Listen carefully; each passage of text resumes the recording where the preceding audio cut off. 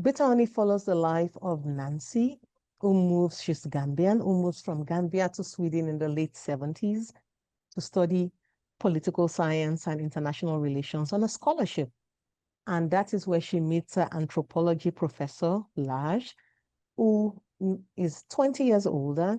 But not only that, he speaks two indigenous languages from Gambia fluently.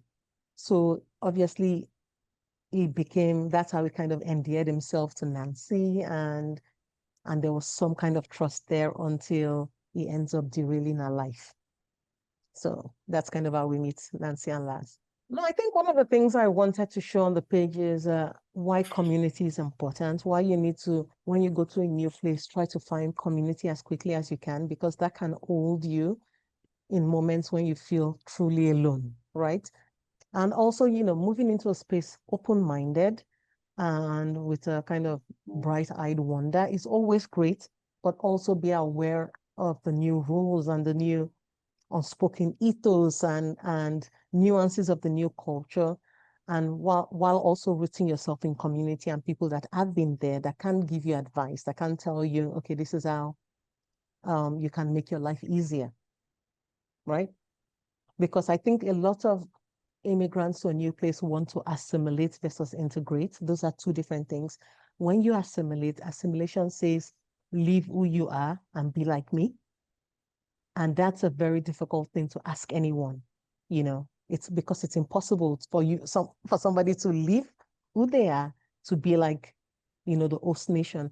But if you say you can integrate, as long as you respect my rules, and and follow the kind of rules in society, and understand these are the values and we have some shared values, but at least respect that. But you can be who you are. You can still bring your full identity into a space. And integration says, I can make space for you, for all of you, as long as you understand this.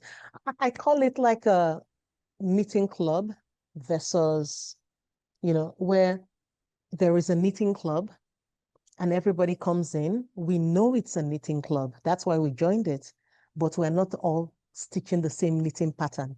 We all have different knitting patterns, but at least we know it's a knitting club. And that's what I call like integration. We're not forcing everybody to stitch the same pattern, but we know that is we know it's the Nordics. We know they have their values. So everybody knows that's the framework.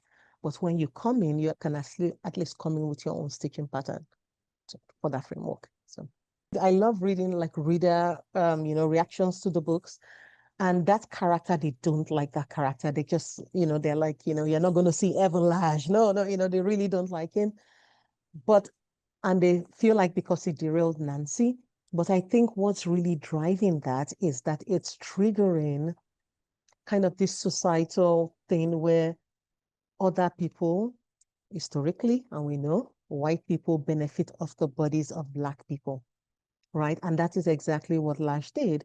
Not only did he benefit off of Nancy's, image and become this millionaire, at the same time driving her to the margins of society. So that was a cultural, societal kind of commentary I was making in terms of appropriation, where you can take something from a culture, make it bigger, and, benefit from it while driving that culture to the margins. We meet Nancy in the 70s, but we also meet Tina in the early 2000s, and Tina is Nancy's daughter.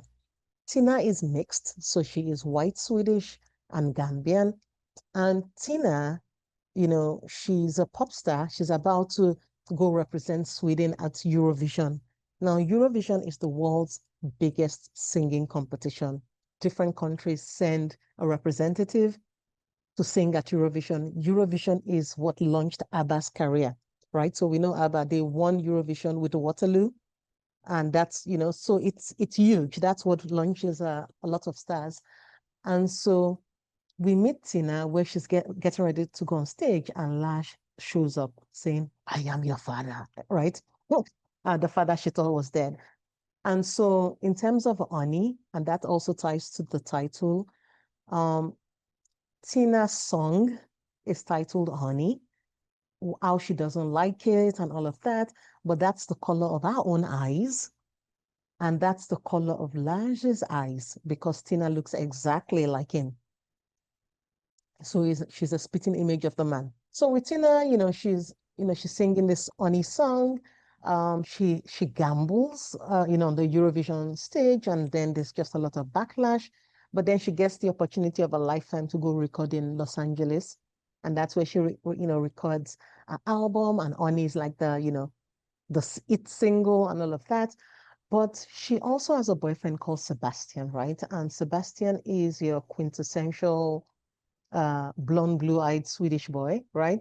Who plays on the national team. And they've known each other since high school, and when they met each other, she found him in one of his worst, like a worst time of his life. So he essentially just trauma bonded. And for them, you're not really sure if the relationship is toxic or healthy, but they're just so attached to each other.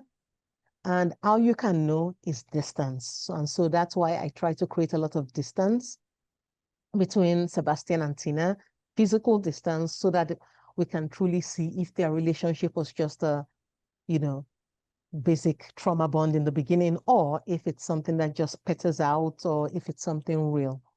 And so what I wanted to show, because I have this mom and daughter stories, going dual, is to show the mom making mistakes at the same age as the daughter is making mistakes, and to see how generational trauma can be passed on, uh, unwillingly or not unknowingly, to the next generation.